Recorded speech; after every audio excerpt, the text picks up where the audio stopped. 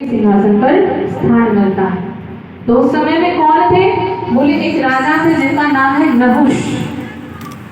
नहुष को इंद्र की उपाधि दी गई। इंद्र के सिंहासन पर उसको राज तिलक किया गया कि अब तुम ही इंद्र बनकर के यहाँ पर स्थापित हो जाओ।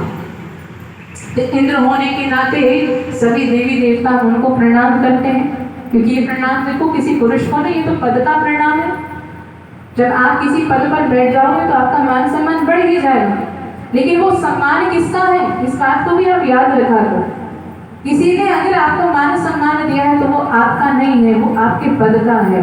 बस ये बात हम कभी कभी भूल जाते हैं। इंसान अभिमान में आ जाता है कि ये मुझे प्रणाम कर रहा है, ये मेरा सम्मान कर रहा है, ये मुझे सलामी कर रहा है। यही बात नहुष के साथ भी। नहुष ने देखा कि सभी देवी देवताएं जो भी हैं सब मेरे आगे नतमस्तक हैं, और जब मैं इंद्र हो गया तो जो इंद्र थे उनकी इंद्राणी भी तो मेरी हो गई, तो वह मेरे सामने नहीं आई अभी तक। लेकिन वो तो जिनकी पत्नी है वो तो उन्हीं की ही रहेगी ना।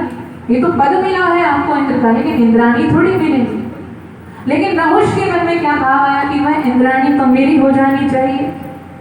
सो उसने तो कह दिया कि इसी के साथ ही मैं विवाह करूंगा, लेकर के आओ मेरे सामने। और उधर इंद्राणी तो तब से ही दुख से कातर है कि मेरे पति कहाँ चले गए, और मैं अपने पति को प्राप्त करूं और इस दुष्ट से कैसे पीछा छुड़ाऊं। मुझे तो सुरक्षित करना मुश्किल है, अब कैसे इससे अपने आप को सुरक्षित करूं। तब यह देवी जो इंद्राणी है बृहस्पति जी की शरण में गई। बृहस्पति जी ने इनको अपने स्थान पर रखा कि आप गुप्त रूप से यही निवास कीजिए, बाकी आगे वाले समय में देखा जाएगा क्या होने वाला है। लेकिन यहाँ नहुष देवताओं से कहता है कि देखो अगर वह इंद्राणी मेरे पास नहीं आई तो मैं तुम सबको दंड दूंगा।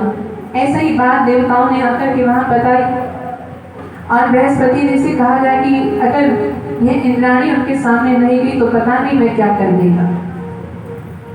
तो बृहस्पति जी ने इंद्राणी से कहा कि आप एक कार्य कीजिए, आप नहुष राजा के सामने जाओ और उनसे ये कहो कि मैं आपकी भार्या बनने को तैयार हूँ, लेकिन पहले मैं अपने पति जो मेरे पहले पति रह चुके हैं इंद्रदेव, मैं एक बार जानना चाहती हूँ कि वह है भी कि नहीं। बहुत समय से वह मुझे दिखे नहीं, तो कम से कम इतना तो मैं जान लूँ, निश्चित हो जाऊँ, तब फिर मैं आपके साथ विवाह करूंगी। ऐसा बस कह करके आना, ताकि एक बार तो वह नहुष मान जाए और खुद ही तुम्हें भेज दे। तो ऐसा कह करके इंद्राणी वहां पहुंच गई, देवता सब लेकर के आए। नहुष खुश हो गया कि इंद्राणी शायद मुझसे विवाह करने आई है। तो इंद्राणी ने कहा कि देखिए राजन, मैं आपसे विवाह तो अवश्य करूंगी, लेकिन एक बार मैं अपने पति को ढूंढना चाहती हूँ, देखना चाहती हूँ कि वे जीवित हैं अथवा नहीं है, उसके बाद फिर मैं आपसे विवाह कर लूंगी। नहुष ने खुशी खुशी विदाई दी थी कि ठीक है आप जाओ, आप अपनी निश्चिंतता करके आओ, उसके बाद मैं आपसे विवाह करूंगा। लेकिन यहाँ पर जो इंद्राणी है वो तो एक समय प्राप्त करके आई थी कि मुझे कुछ तो करना ही होगा इस दुष्ट से पीछा छुड़ाने के लिए।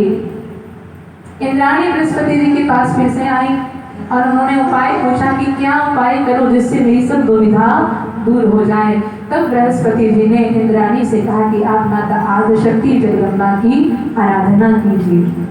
आराधना करके उनसे प्रार्थना करें कि हे माँ, हम भी आपकी शरण में हैं और आपको हमारी भी रक्षा करनी होगी।